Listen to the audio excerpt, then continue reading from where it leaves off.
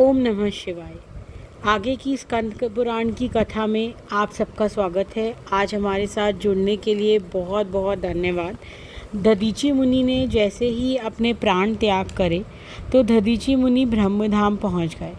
अब उनके ब्रह्मधाम जाते ही इंद्र ने सुरभि को बुलाकर दधीची को काटने को कहा ताकि वह उनकी हड्डियां ले सके।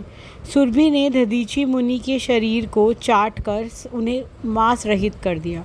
वे देवताओं ने उनकी हड्डियों से शस्त्र बना लिए और स्वर्ग लोक को आ गए। जैसे ही दधीची मुनि की पत्नी सुरवचा को इस कार्य का पता लगा, उनके मन में बड़ा क्रोध हुआ। वह समझ गई कि ये सब देवताओं ने किया है। उन्होंने देवताओं को संतानहीन होने का श्राप दे दिया।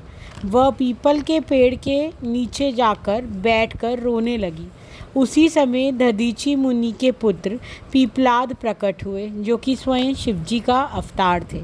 पुत्र पीपलाद को देखकर माता ने उन्हें दीर्घ काल तक उसी वृक्ष के समीप रहने को कहा। वे आशीर्वाद दिया कि तुम ऋषियों में श्रेष्ठ स्थान प्राप्त करोगे, और वहीं समाधि लगाकर पति के साथ सत्यलोक को प्राप्त किया। दूसरी ओर देवता अस्त्र शस्त्र का निर्माण कर चुके थे और गुरु बृहस्पति को आगे रख पृथ्वी पर जा पहुँचे और युद्ध के लिए तैयार हो गए। अब इंद्र के साथ सभी देवता भूमि पर ठहरे। उनको आया हुआ सुन वृत्रासुर दैत्य वृंद दैत्य के साथ उनके समीप गया। देवताओं ने उन्हें देख लिया। उनका एक दूसरे की ओर दृष्टिपात बड़ा ही अद्भुत था। उनमें एक दूसरे को मार डालने की इच्छा वे अत्यंत क्रोध भरा था। युद्ध प्रारंभ हुआ और नमूची दैत्य इंद्र के साथ युद्ध करने लगा। इंद्र ने वज्र से प्रहार किया, किंतु नमूची पर उसका कोई असर न हुआ। इस प्रकार इंद्र के सभी शस्त्र नमूची पर कुछ भी नहीं असर कर सके। वह उसका कुछ भी बिगाड़ नहीं पा रहे थे। नमूची को स्पर्श होते ही अस्त्र शस्त्र टुकड़ों में बट जाते। नमूची ने और देवताओं पर प्रहार किया, परंतु इंद्र पर पलटवार नहीं किया, जिस पर इंद्र मौन होकर चिंता में डूब गए। इसी बीच इंद्र के लिए एक आकाशवाणी हुई कि नमूची को मारने के लिए जल से निकला फेन ही उसका शस्त्र है। दूसरे किसी शस्त्र से उसे मारा नहीं जा सकता। यह सुनकर इंद्र समुद्र तट पर गए। वह फेन प्राप्त करने की कोशिश में लग गए। उधर नमूची ने इंद्र पर शूल से आघात किया, उन्हें कटु वचन सुनाने लगा।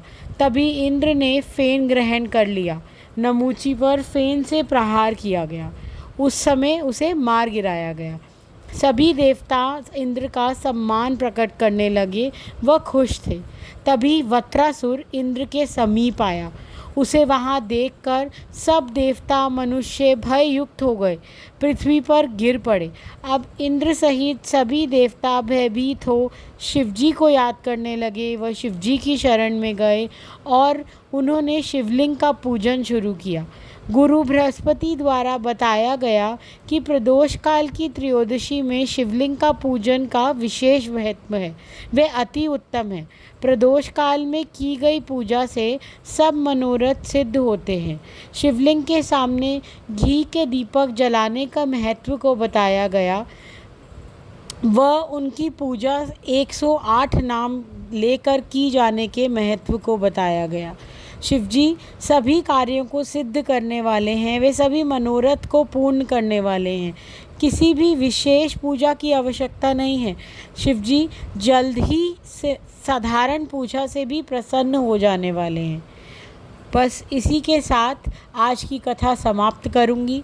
वह आगे देवता और दैत्य के युद्ध में क्या हुआ, यह जानने के लिए कल पुनः हमारे साथ 4 बजे इस कथा का भाग बनिए। इसी के साथ आपकी आज्ञा लेना चाहूँगी। ओम नमः शिवाय।